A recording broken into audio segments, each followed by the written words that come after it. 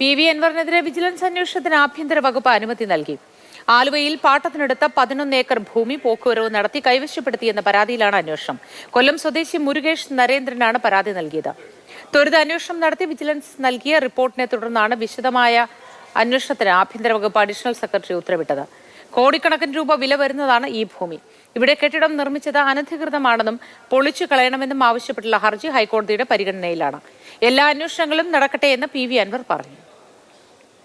ഞാൻ കോടതിയിൽ നിന്ന് ഓപ്ഷനിലെടുത്തൊരു പ്രോപ്പർട്ടി, ഞാൻ പണം കൊടുത്ത് നാട്ടുകാരോട് വാങ്ങിയ പ്രോപ്പർട്ടിയല്ല. ആ പ്രോപ്പർട്ടി തന്നിരിക്കുന്നത് ഡെപ്റ്റ് റിക്കവറി ട്രിബ്യൂണൽ ഡൽഹിയിൽ നിന്ന് ഓപ്ഷനിൽ പങ്കെടുത്ത് 2004-ലോ 2005-ലോ ആണത് വാങ്ങിയ പ്രോപ്പർട്ടിയാണ്.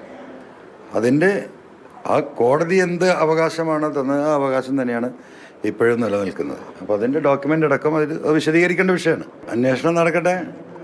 അതിൻ്റെ വിശദമായ റെക്കോർഡോട് കൂടിയിട്ട് നാളെ പ്രസ് മീറ്റ് നടത്തുന്നുണ്ട്.